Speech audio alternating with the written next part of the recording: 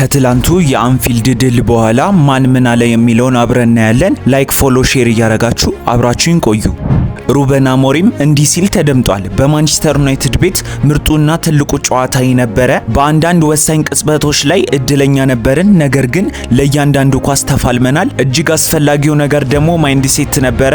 አንዳንዴ ከኳስ ጋር ምርጥ ነን፣ አንዳንዴ ደግሞ የለንም። ማይንድ ሴቱ ግን ካለን ሁሉንም ጨዋታ ማሸነፍ እንችላለን። ሴት ላመንስ ብዙ መለያዎችና ጥራቶች አሳይቷል እና ምስጋና ይገባዋል። አሸንፈናል ሲል ተደምጧል። ሩበን አሞሪምን በመጨረሻ እኔ ድሉን ማክበር አለብኝ፣ ነገር ግን አሁን ትኩረታችን ሙሉ የብራይተኑ ጨዋታ ላይ ማድረግ አለብን ሲል ተደምጧል።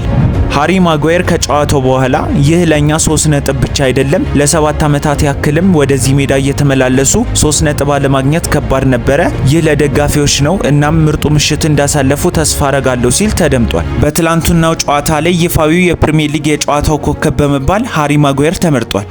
ሴት ላመንስ እንግዲህ በማንቸስተር ዩናይትድ ባደረጋቸው የመጀመሪያዎቹ 2 ጨዋታዎች ላይ ያገኛቸው ሬቲንግ ይህንን ይመስሉ ነበረ።